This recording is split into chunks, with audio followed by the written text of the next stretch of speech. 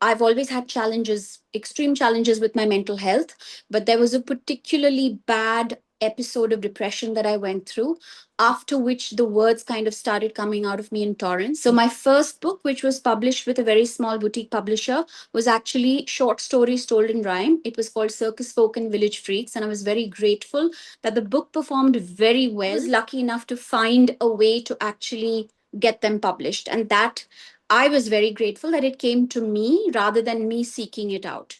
Be it physical, be it mental, be it emotional. We carry a lot of burdens that are so normalized, we don't even realize we're carrying them. And then we wonder why women are tired, or we wonder why there is burnout. Growing up, I was a person in a small town who did not have the personality that really fits into a small town. I've always had a weight problem. So I was seen as this big person who refused to merge into the background. And I think women need to be given more grace. Women need to be given more space. Women need to be given more of a voice in these spheres. Hi, Aparna, and welcome to the AboutHer Show, a show where we get trailblazing women to share the story of their lives with us, to tell us about their successes, failures, ups and downs, challenges, all of it, so that not only do they get a platform to showcase themselves, but they also help us, in inspiring other women. Women who are listening in, women who are watching, who've had dreams, ambitions, but for some reason have not been able to pursue them. And we think, and in fact, we strongly believe that by listening to such inspirational stories, we may just nudge and push someone somewhere to take that first step. And along with women, we also get men on the show, men who champion such trailblazing women, because we believe that for a truly gender inclusive world, men and women need to be allies in this journey. Now, in this season, what we're doing is we're going to be focusing on different themes. And one of the themes is the road less traveled. Now, of course, when we talk about the road less traveled, it is either about people who are doing unusual things, which are not run of the mill, or they are doing the same thing in a different way. No guesses there as to where you fit in. So you write, you express yourself, but in a different way. You're talking about things which most people don't have the courage to talk about. Emotional, psychological, societal pain, which we all feel. But we don't want to talk about it. We just brush it under the carpet. And there you are expressing it in a very raw, deeply human way, which, rattles you, touches a chord, and just shakes you up that, okay, this is the real world. So this is what we want to talk about. But of course, more, as part of the questions. And so a very, very warm welcome to you on the show. Thank you so much, Sangeeta. What a wonderful welcome and such high praise. I would hardly count myself as a trailblazer, but somebody who's just started down their own individual path. I certainly do things I would like to think a little differently. And I must say that I'm very excited to be on the show, and thank you so much for having me. Thank you for being here.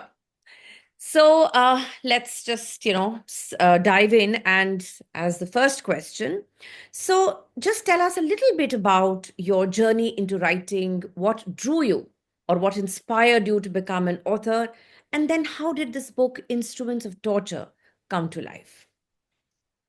So I've written in some form all my life. I was working with animation, so I did a lot of animation scripts. Even way back in school and college, I used to write book reviews and stuff like that, not professionally. But it was only in my 40s that when I came to a place where I realized that I wanted to do this full time. I've always had challenges, extreme challenges with my mental health, but there was a particularly bad episode of depression that I went through, after which the words kind of started coming out of me in torrents. For the initial 2 years, I was doing almost exclusively poetry, a lot of it extremely bad poetry. But then I was lucky enough to have found a voice in poetry, and then kind of gone into prose in a very organic way. So my first book, which was published with a very small boutique publisher, was actually short stories told in rhyme. It was called Circus Folk and Village Freaks, and I was very grateful that the book performed very well. It was on the Amazon poetry bestseller list for many weeks. It was extremely well reviewed. It was featured, through a lot of wide platforms. I was also very lucky that I won an international poetry prize. I was shortlisted for another prize and things like that. So when it came time for the next step, Instruments of Torture came to me in a really bizarre and unique way. I can go into that in a bit later as well. Yeah. But once I had the story for the book, I kind of wrote it without thinking about what I would do with it. Hmm. But the stories just came to me in prose format. So that's how I wrote them. And then I was lucky enough to find a way to actually get them published. And that I was very grateful that it came to me rather than me seeking it out. Wonderful, wonderful. So Okay. that's how it got I guess started. every writer is looking for that, isn't it? Rather than It you, was a, yeah, it comes to you. yeah, yeah. Right. So, of course, we're talking about your book. So, the title of your book is actually, both powerful yet unsettling. So, what does torture actually represent in the context of your work? And what message did you hope to leave with the readers?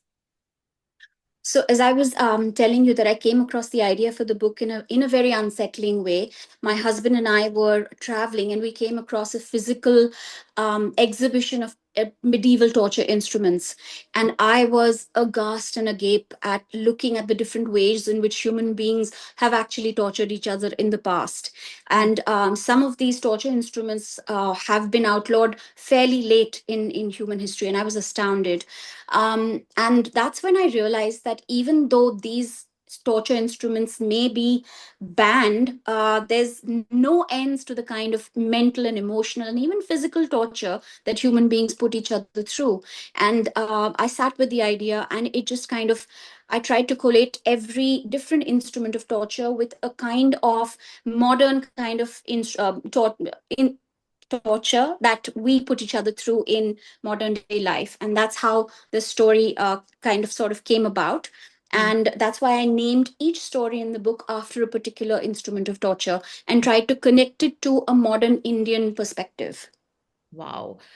How beautiful. I mean, like we also see, view things, we come across things, we read, or we, like you said, where you saw this exhibition. But how many of us can actually, just then come back from there and put it out there? That I think is really, really commendable, and kudos to you for this. Thank you. So tell me, you were talking about something which is like torture. The word itself, conveys so much of not only discomfort, but misery and tragedy and pain and all of it. So I'm sure it would not have been very easy for you to write the book. So, what were some of the challenges that you faced while writing it emotionally, creatively, or even otherwise? When you say that I would have faced a lot of torture, I think most women are very comfortable sitting with torture at some level or the other. Each and every one of us, Yeah. as women, or as basically as people with uteruses, we have normalized a lot of torture and discomfort, be it physical, be it mental, be it emotional. We carry a lot of burdens that are so normalized, we don't even realize we're carrying them. And then we wonder why women are tired, or we wonder why there is burnout. Right. So I think when it came to carrying the burden of this exhibition, it kind of gave me an outlet, in fact, to Hmm. a lot of emotions I was carrying and to a lot of unresolved trauma that I myself was trying to process. So just last year, in fact, I was diagnosed with complex post traumatic stress disorder, CPTSD. And since getting the diagnosis, I realized why my brain made so many connections at that point of time, because I realized that there was so much trauma in my past that I was kind of trying to bring to a place of peace. So, in that sense, did I face any challenges while putting the book together? In fact, it was like an unburdening for me. And absolutely, there were times that the stories were so heavy that it would shake me up, and it would take me a while to kind of get out of that entire environment that I'd built for myself. Mm. But since I'm a writer who will kind of take space away from the normal day-to-day living when I'm writing, it was kind of easier for me to be in that bubble when I was writing. But in terms of facing uncomfortable emotions, I think I faced a lot of them in the writing of the book. And at the end of it, it gave me some sort of peace. But Mm. then there were other things that kind of made me uncomfortable and keep making me uncomfortable. And I think that's what makes me write. Yeah, yeah. So, So, I write as well. So sometimes I mhm. feel that, when you have no other way of giving a vent to your emotions, I Yeah, mean, if you don't vent it out, of course, it's going to trouble you, it's going to bother you a lot and, affect your peace of mind and all of that. But if you put it down, and then it's like you said, it's like a torrent. It just comes and, yeah, you just go on writing. And I think yeah, there's a lot of unburdening happening over there. And in yeah. fact, I think more than a challenge, it is like an opportunity to unburden, lighten yourself. Yeah. Yeah, yeah. But having said that, Sangeeta, I do find that writing also tires me because I realize that I skeletonize a lot of my own mental health to get that thing on the page. So even though it is a catharsis, at the same time, I'm willing to put into words certain experiences that have been so uncomfortable for me, Mm. that it's at some level it does tire me out a lot. So I'm drained after I've when I feel that the word is finally ringing on the page. By then I would be emotionally totally drained as well. Oh, okay. All right. Yeah, yeah. So you were talking about challenges, and of course, I guess, when anyone has gone through something or anyone wants to give it a vent, it does affect them in different ways. But then, Mhm. being a woman, do you think that has brought any unique challenges or insights into your work, especially when you're writing about pain, trauma, and resilience? Certainly, I think being a woman has entirely colored the narrative for me. I think this would have been completely different a book if this was written by a different gender. Mm. I think it brings a unique perspective in that I speak for marginalized people. Growing up, I was a person in a small town who did not have the personality that really fits into a small town. I've always had a weight problem. So I was seen as this big person who refused to merge into the background. So I Mm. was never a wallflower. Also, I've always been overly sexualized. Even after the book came out, I don't think you'll be surprised to know, but a lot of the male kind of reviewers who came in were talking about the more sexual elements of the book. And Mm. I do feel that that is very reductive of what the work is. So, Yeah. somebody was like, oh, it's about fetishes and it's about BDSM. There is mention of that in the book. However, that does not make it what you stand, it's not the sensationalism that you're trying to actually bring to the table. And I think that would not have been dealt in that way if I were a man.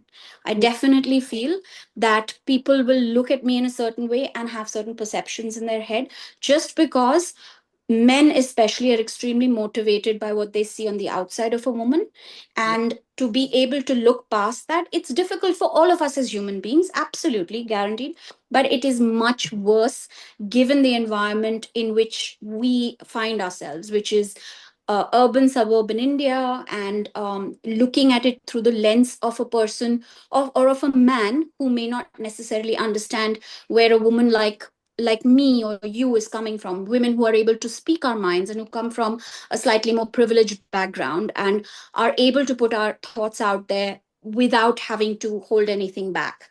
So I definitely think that there is that a little bit of thing that being a woman brings to the narrative. Also, you write your characters from a woman's perspective, and I think that brings an entirely different. Like, I've seen men when they write women, it can be quite hilarious because again the narrative is focused a lot on, oh, she had bouncy hair, and she had boobs that jiggled, and just Yeah. things like that. Yeah. Whereas, it's like when men write women versus when women write women, or when women write other genders. Yes. I do think that we, at least for me, I think I'm able to put myself into, into the perspective of other genders a little bit, with a little bit more gentle and a little bit more humility, possibly, than somebody else would bring to it. I think that is, I mean, that is what being a woman is all about, because you're able to Yes, see, aren't women known to bring people together, to keep families together? So when you're writing about other absolutely. people, you're also kind of maybe, putting yourselves in their shoes and trying to think through their heads, which possibly men don't know how to do because they've never been, they've not been conditioned to think like that or to be like that. Absolutely, So, absolutely. it's different for them. And yes, and the roles are so gendered. I don't think men are ever expected to get into the head of a woman to Yes. kind of to kind of understand what her needs may be. Whereas the common woman will be like, "Oh, my husband is going to need his breakfast at so and so time. He's going to require this. My children are going to need that." Whereas the husband is like, "I'm going to get up and I'm going to go to work, Yeah, yeah, and yeah. I'm going to come home and there's going to be A, B, C, D to do." So, whereas the woman has to always be looking at other person's needs, and she's always going to have to anticipate others' needs. Yes. Yeah. So, I think that puts us into a unique situation. Yes, absolutely. All right. So, like I said, your work, it touches on deeply personal and societal struggles, something that we are going through all day, every day. So then, how do you stay grounded, amidst all of that, and then take care of your mental health during the writing process? Therapy. Therapy and medication.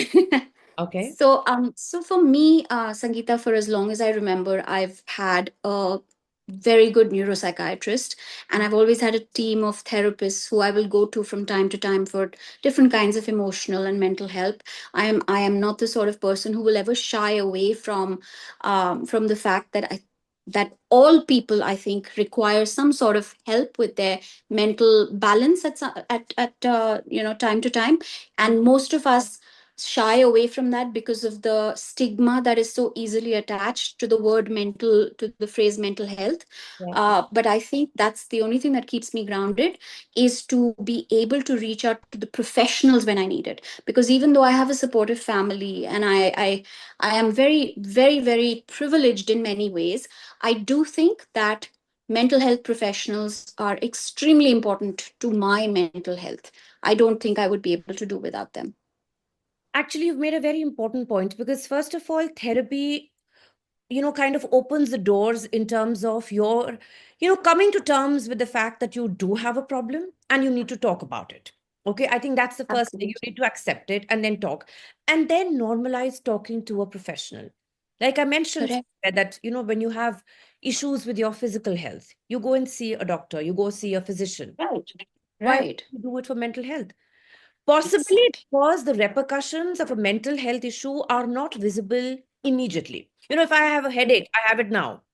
But a mental Yeah. health issue may kind of surface later on because of all those feelings and emotions in me. But I think as people who are educated and enlightened, at least we need to be aware that this is how and we should actually be dealing with it. So I think 100%. I agree. 100%. think is the first step. Okay. So, coming to women and what they have to face. So, in your opinion, what are some of the most overlooked instruments of torture? You know where that comes from, that women Yeah. face today, socially, psychologically, structurally, in every possible way. I think the number one thing that women actually go through that's never really talked about and normalized way too much is invisible labor. We only look at labor in certain quantifiable ways. Something that you pay for is considered to be labor. Right. However, a woman does the most amount of social labor, which is keeping her family and the even the entire society around her together. She Right. does the most amount of emotional labor, whether it is as a spouse, as a parent, as a grandparent, as a mother-in-law, as whatever her role is. The In fact, the entire household kind of tethers itself off of her, but that's never really seen as labor, and that is normalized. I think she does the most amount of mental labor just in terms of keeping everybody's schedules in her head. The woman is a computer, whereas the man will have all sorts of instruments which he can use to bring to the table when he goes to the work environment. So I definitely think that most women do a lot of unpaid labor that they get absolutely no kudos for. They nobody, it's just normalized. And in fact, you're seen with you're seen as, oh, she's just a housewife, or she's just a homemaker, and it's so reductive in the way it's said. And that is, it's really it's ridiculous, Yeah. because I think being a housewife requires so much strength to put yourself out there and to put yourself right there and do everything right from the minute you wake up to the minute you go to sleep. You are involved in every in every aspect of bringing that household together, and I think that's fantastic. And I Yes. think women need to be given more grace, women need to be given more space, women need to be given more of a voice in these spheres. And you And the said something. second thing Yeah, is, sorry. sorry. No, no. And the second thing that I do think is what you touched upon is the invisible disabilities that women face. So Mm, whether it is your physical, having PMS and having to go through your period, or childbirth, or even something that I've recently gone through in the past few years, it's menopause. These are things that I do not think women are allowed to complain about as much as they should be able to. And also in this term, in this way, I think there are two Indias, like the comedian Veer Das says, is that we live in two Indias. One is the India that you and I inhabit, mm, where we are, privileged to be able to go onto a podcast and talk about these things. mm, Whereas the other India is the one that resides just outside of these bubbles that we've made for ourselves. mm, And that is really a large part of India. So, for example, if I have somebody at home who helps me with my cooking, she would have made her husband's dabba, she would have gotten the children dressed for school, and then she would come to me right on time, and then she would be cheerful, she'd help me with my home, but then she'd be expected to go back and to be a mother-in-law, a daughter-in-law, a mother, a spouse, everything. So these are the women who invisibly lift society to where it is. And I think those are the areas that we really don't talk about.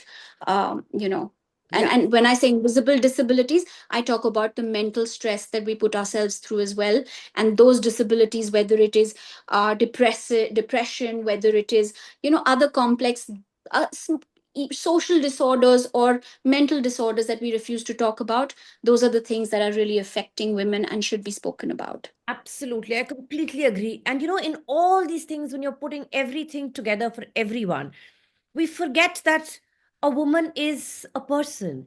She may be having other needs, requirements, something. Today, she doesn't want to work. Today, she wants to do something just for herself. Nobody talks about it. Nobody gives it any importance because these are the slots in which you have to, you know, discharge all your duties, responsibilities. Yeah, So, a woman yeah. as a person, it just ceases to matter, and it is normalized Exactly. on top of that.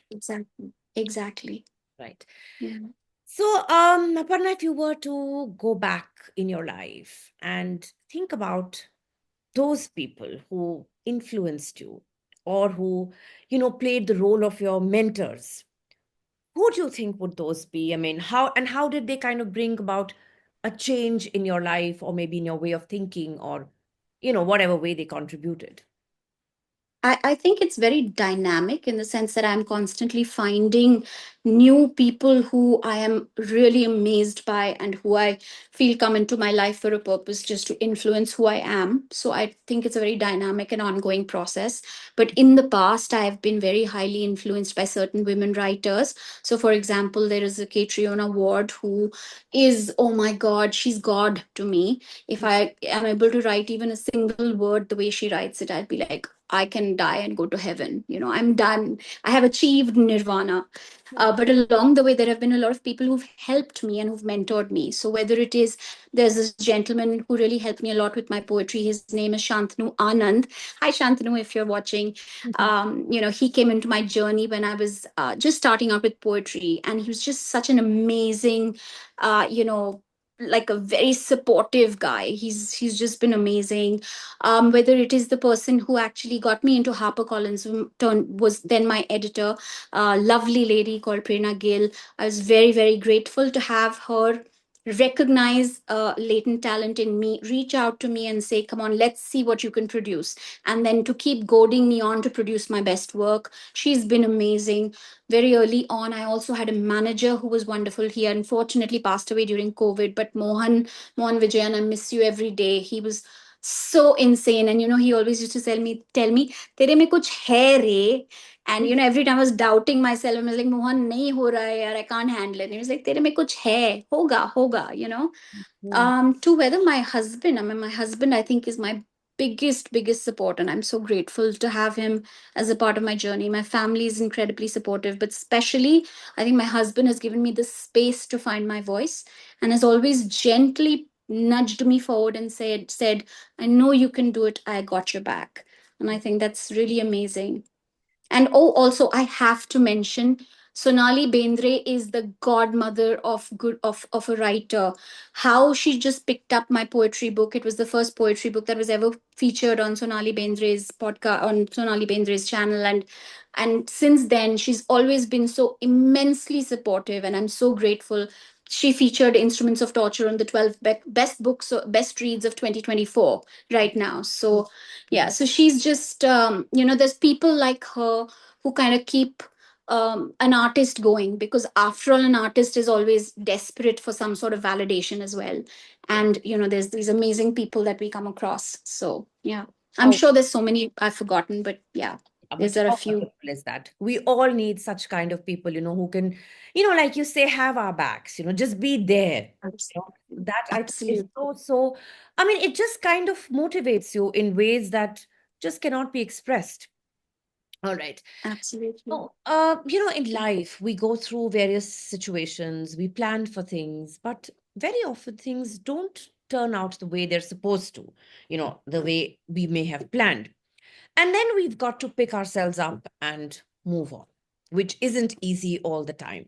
So, when something like this happens to you, how do you do that? How do you pull yourself up? I mean, what fuels your motivation to keep creating, keep pushing boundaries? How do you do that? I don't push myself beyond a point. I think what I've realized with years of therapy under my belt is that when my body is signaling to me that it's tired, and when my mind is following suit, I will give myself the grace and the time to take that time off and say, now is not the right time for me. And I will come back to it. I will have faith in myself and I will wait. But again, I come from a place of privilege where I'm able to give myself that grace and that time. And my only hope is that at some point of time, all of us are able to give ourselves that. But yeah, as much as I do push myself as an artist, you have to be self motivated to create. And every day is a challenge because you are constantly looking at ways in which to push the envelope and push the boundary. However, there is a lot to be said for giving yourself grace and rest as well. Yes, yes. And yeah, I am a believer in taking care of yourself before you can reach out and you know help others or be I of think any use. very well said. You've got to listen to yourself. You can't just keep pushing yourself. Yes, you've got to pick up yourself. Yes, you've got to move. But sometimes it is good to listen to your body when it is saying something. And that's Yeah. all about caring for yourself, self love that we all talk about. I think that is very, very important. All right. So, of course, there are so many people out there, so many women out there, who, you know, would want to give their voice to create impact, to do something, through writing or storytelling or any other creative, aspect. So, what advice would you like to give them? And if you could, offer three pieces of advice which come top of your mind that if you want to use storytelling or creativity, then how do you do it? So the first thing I would say is that if you are at a place where you are privileged, I use the word privilege a lot because I realize that has a lot to do with being able to put pen to paper and to write, because you have the language. That means you have the backing, you have the education, you have the wherewithal to be able to put pen to paper. Then I think you must write. If you feel that there is a story inside you, you must tell it. However, one piece of advice, it may not be a story that needs to be told to everybody. So for example, in the first year that I wrote a lot of absolute unmitigated nonsense. So Mm, one piece of advice I would give to any person who wants to write is to write and then mm, read your work, read it again and again. Every time you think it's ready to send out, edit it.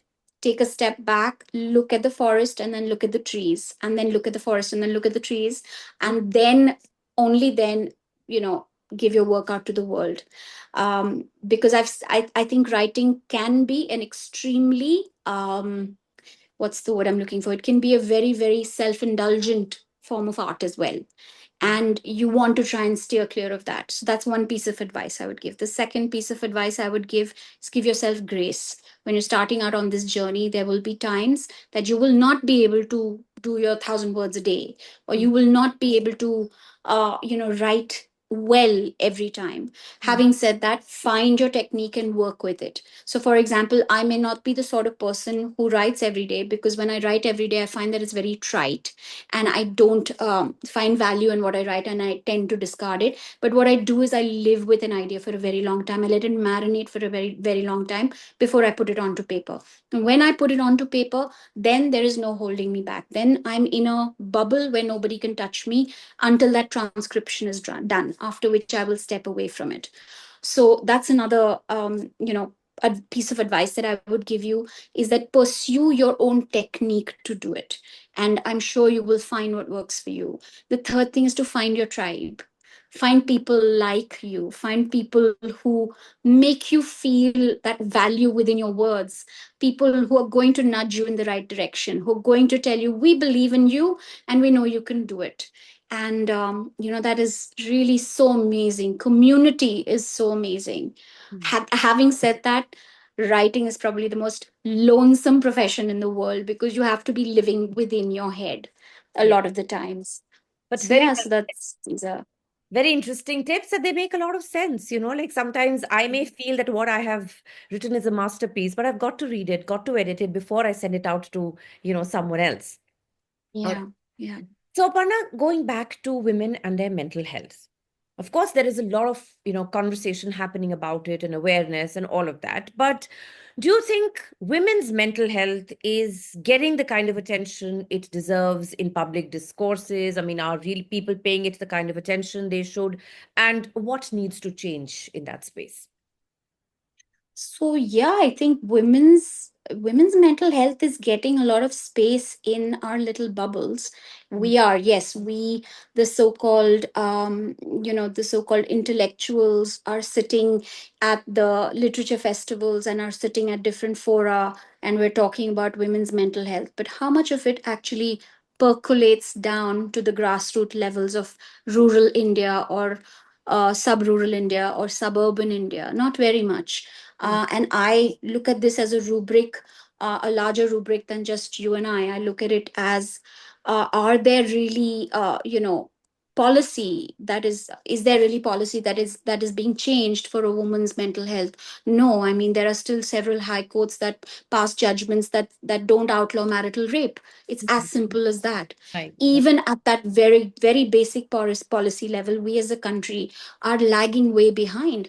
In Mm, terms of women's safety, we're one of the lowest nations on the entire international index. In terms of happiness of people, we're again at very low. So then, if our basic safety, if our basic hygiene is not being taken care of, if our basic mental health is not being taken care of as a mass, how much can a person, can you and I, sitting in our so-called ivory towers, actually do? yeah, Because the policy and the change has to come from within the infrastructure. And correct. yes, we can make, I do think that you having a podcast, Sangeeta, today, if you have people, you know tuning into your channel, YouTube is a wonderful medium to reach people. I Right. think that's fantastic, because it's the trickle down effect. But beyond a point, that legislation has to change, that policy has to change at such a seminal level, and I Right. don't think that change is going to be forthcoming at that kind of a level. Having said that, what we do is incredibly important as well. What you do is incredibly important, because of the trickle down effect. Right. So Right. yeah, so absolutely. Yes. in our own ways we are doing, but definitely, things need to be done at the higher level as well, because they are going to be more effective and, have a more far reaching effect. I mean, of course we're also doing it, but I Absolutely. think it has to be collective. It's not only us, it's not only them, it has to be everyone. Yeah. Yeah. And everybody has their own way to kind of put their voices in to be heard. And I think it's very valid. Whichever way you do it is valid and it helps. Absolutely, absolutely. Mhm. So tell me, what would you say to someone, a man or a woman, who is considering making a bold career or a life change in life, and that too, in their midlives, which I like to term as midlife rebooting? What do you have to say about that? Oh, that's awesome. I love that. Midlife rebooting is amazing. I would Thank say that more power to you if you have the wherewithal to be able to do it. More power to you. You need to follow what's inside you. I think middle life is the best time of a person's life because I think we're finally learning to live within our own skin. I you. think we're finally more self aware because I think our 20s and our 30s are largely spent doing what society expects us to do. So when you're in your teens and you're in your 20s, you're busy getting your education, you're getting into the whole professional mode. Then when you're in your 30s, you're a mom, you're settling your family, you're doing all of that. But in your 40s, you're finally understanding your likes and your dislikes. At least for a woman, it takes that much time for it to come down to being who am I as a person, or at least that's the way it is with me. I would like to think that my 40s have been the most wonderful time of my life just because I'm more comfortable within my skin, just because I've grown into it and I'm okay to accept who I am. And literally, like they used to say on MTV, na itna paisa mein itna hi milenga. It's like that. I'm like, this is Right. it. Take it or leave it. I'm not going to be a people pleaser. At the same time, I'm going to make enough of an effort. So I think, yeah, the reboot is a fantastic reboot, and I think 40 is the new 20. I think so. We Wonderful. have a lot to look. Yeah, we have a I lot to look actually forward to. agree, because this is the time when you kind of come to terms with yourself. You're Yeah, okay, like you're comfortable in your skin. This is the way I exactly. am. Take it or leave Yeah, it. You don't have to yeah, prove anything to anyone. So tomorrow, if yeah. somebody tells me the sun is blue in color, fine. If you want to look at it that way, up to you. Sure. I think Yeah, that you do you. Yeah, absolutely maturity, confidence, all of those things are your best friends in your 40s and 50s. So yes, I you can agree. do I whatever you agree. want. Right, right. Yeah. Yeah. And as the 50s loom, all one hopes is that my joints should hold out and then I'm sorted. Absolutely. All right. So, Aparna, what's next for you? Are there stories? Are there themes that you are eager to explore and in your future work? What is it? So, next is a full length novel, which Wow. is already in first draft, ready in first draft. It's currently looking for a home with a literary agent. So, I am in the middle of that process. It's a Right. very long, drawn out, and very, very scary process Uh-huh. because I honestly do not have a literary agent. I'm one of the few writers who kind of made it to HarperCollins somehow without a literary agent. So I am right now in the middle of that process. I'm also in the middle of I've gotten it beta read it. I'm getting it beta read some more. Mhm. And also I will now be going into second draft, etc. I normally do at least 6 edits before I take anything into publishing. So I think, but I'm hoping that this novel is able to come out by next year for sure. Okay. And I already have the story for the one after that, which is again a full length novel. I already have it in my head. Wonderful. And these are all, I think that the book that I have right now is strong feminist fiction with very gothic overtones. So I, Wonderful. yes, I'm very excited about it. Very, very I excited. am so excited listening, about it, because I would love to read something like that. This Thank kind of you. Thank you. speaks to me. I mean, I'm waiting eagerly. So all the best. Thank you so much. You're welcome. Thank you. Thank All you. right. So now, of course, we are done with the questions, but then we have the rapid fire round, which is going to be 5 quick questions, 5 quick answers. So not much thinking there. All right. Okay. So are you ready? Mm-hmm. All right. Okay. So a simple one.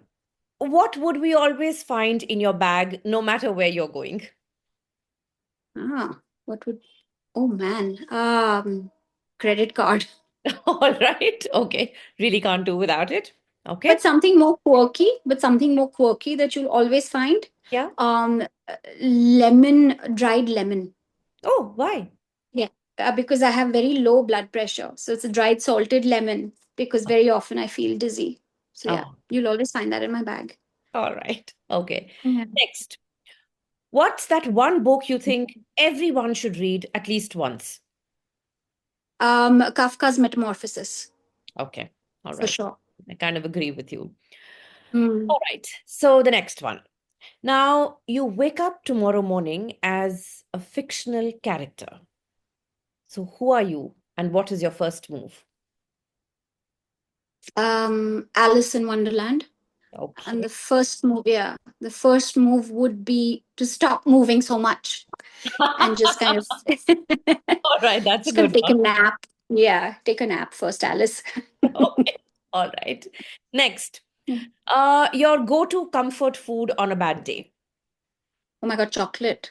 Oh, you like to Not on a bad day, on a good day, every day, eat day. You're like me. every afternoon. Yes. Okay. Oh my God. That just so Yeah. resonates with me. And finally, Yeah. if you had to write your next book in a genre that you've never tried, what would you pick? Romance, horror, satire, sci-fi, what would you do? Speculative fiction, world building for the future. Yeah. Ah, okay. All right. Mm, it's fascinating, but it's something I think is totally beyond me. I think it requires a totally different level of skill, which I don't possess. I'd love to give it a try. Yeah. All right. That's wonderful to know. So, Mhm. Aparna, well, I don't think I have to say this, but of course, I have to put it in words as a formal thank you. This has been an extremely delightful conversation. So many things. I love the way you spoke and expressed yourself because, like they just resonated with me at so many levels. So, when you can relate to your guest, it's a different level of a conversation. And I think this is what I've had with you. So, absolutely wonderful. And thank you so Thank much you. for being on. Thank you. And from my side, let me tell you, this is by far one of the best interviews I've done so far. Your questions have been so insightful. Thank you so much. They've helped me to think and to clarify things for myself. Uh, and so grateful to have you and to have your platform to be able to express myself. Mhm. After all, what would a writer be without having a platform? So thank you so much, Sangeeta, That for the really. work you do and for how lovely you are. Oh, Thank you. I think the feeling is reciprocated, it's mutual. So thank you so much. You. Yeah, do keep in touch and Yes. lots of love and thank you. All right. Thank you for tuning in to the About Her show. If you enjoyed this episode, there's plenty more from where that came from. Our previous guests have shared some amazing stories, so be sure to catch up on past episodes. To keep up with our inspiring conversations and to never miss an update, hit subscribe, rate, review, and share the love. Follow us on social media for some great content, and don't forget to check out our website www.aboutherbysangeeta.com for stories that resonate, inspire, and empower. Know a remarkable woman or an inspiring man blazing a trail? We'd love to hear from you. Drop us a note at web.abouther@gmail.com and let's bring their story to life on the About Her show.